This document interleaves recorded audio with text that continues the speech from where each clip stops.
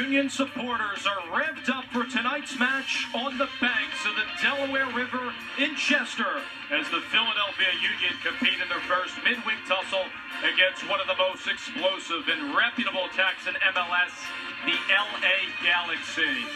High atop section 113 at Talent Energy Stadium. Welcome to Union Pregame Live. I'm Dave Leno. And I'm Marissa Pilla. The Philadelphia Union look to stay undefeated here at home against the LA Galaxy, which will be a tough task.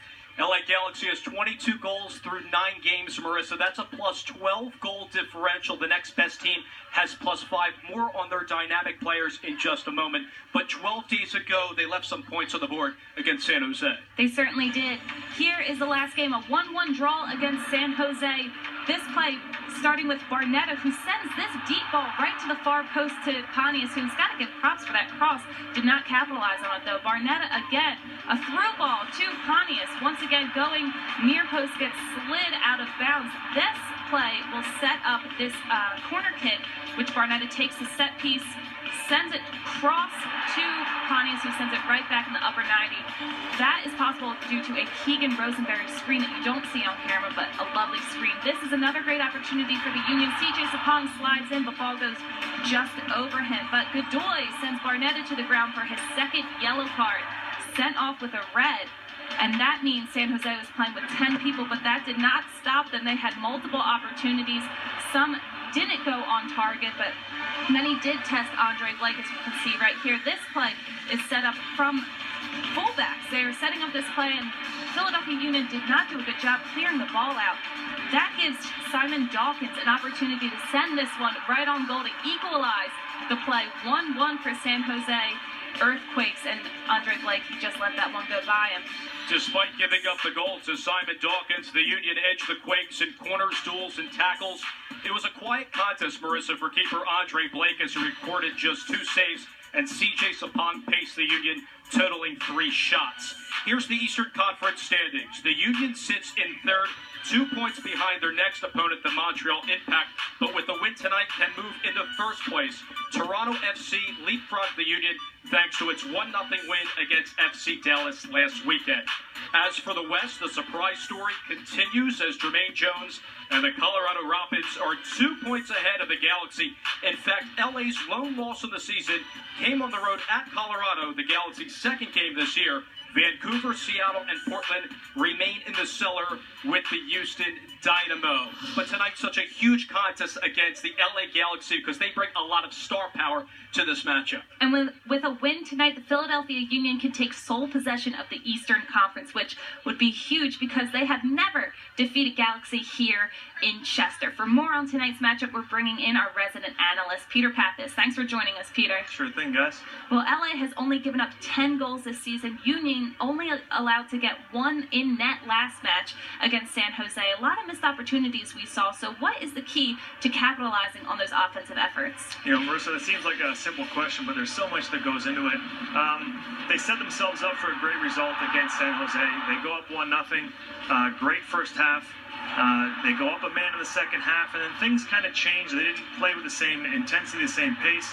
At the end of the day, though, you're really, truly concerned when you're not creating chances, and they certainly created a bunch, that being probably the best one of the day. Here, a great ball from Barnetta, which, you know, he's been masterful in the middle.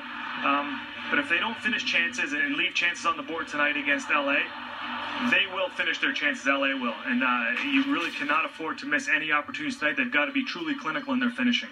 Peter, 33-year-old Dan Kennedy will make his first start since the first game of the year after a hamstring injury. Only played 20 minutes in that first matchup. Brian Rowe has been starting. Andre Blake has been sensational for the Union, starting every game. Quite the contrast today. You have a veteran Kennedy and a guy who's playing every game in Blake. Yeah, Dan Kennedy, arguably one of the top 5 goalkeepers in MLS over the past few seasons. You know, he was an all-star here, played in the all-star game here at PPL Park in 2012 and played very well. Was great for Chivas. Has kind of bounced around recently. LA traded for him to be their number 1. He started the season. So he's really looking for a rebirth now. He's healthy again. And then you have on the flip side, you have young Andre Blake, who's got all the ability in the world and is just starting out his career. And I think he's on the heels of something really special. He can be a fantastic goalkeeper in this league. Peter, in games past, we've seen maybe 1 to 2 players that the team really had to focus on. But today's game, it's basically the whole LA squad that they really need to account for. So how does a team approach that when there's so many people that can make a play happen? Well, it's really the entire, you have to worry about the entire LA squad, then it's the entire Union team that has to defend. They have to defend with all 10 guys in the field, and Andre Blake has to be at the top of his game. A guy like Steven Gerrard, who will sit deep in the midfield for LA, has the ability to go forward and score. So a guy like Tranquillo Barnetta is going to be called upon to track him. Pontius and Latu on the outsides are going to have to track back with the overlapping runs. A lot of communication is going to be necessary. And like you said, it's not just one or two guys. They can hurt you from all over the place. It's going to be a very, very difficult task for the Union tonight. Thanks for your time, Peter. Sure thing. Well, Dave, depth and options have been something that the Union have stressed all season. They want to be able to throw in different looks every now and then with the lineup. Today is no exception. And they'll go with that same 4-2-3-1 formation. They want some consistency, but they battled some injuries this year. They're certainly getting a lot of production out of the attacking third, a constant effort to get a minimum of 3 inside the box, but getting Fabinho back out of that left spot is huge. Yes, zoning in on this defense right now. Fabinho coming back in means that he can create plays out of the back. Ray Gaddis, who subbed in for him, has a lot of speed, but Fabi can really create plays, send some great crosses in as we've seen him do earlier this season. And Marissa, a lot of this game will be dictated amongst the play of Brian Carroll and Vincent Nogueira. They must shut down Mike McGee and Vucinic today. Then moving up on the attack, these 4 guys, we've seen them all kind of contribute.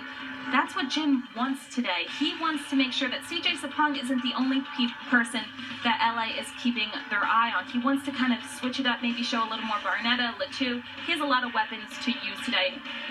Hopefully he can get that done today. And earlier, Dave Leno caught up with the captain of Bethlehem Steel, Ryan Richter, about his journey through professional soccer.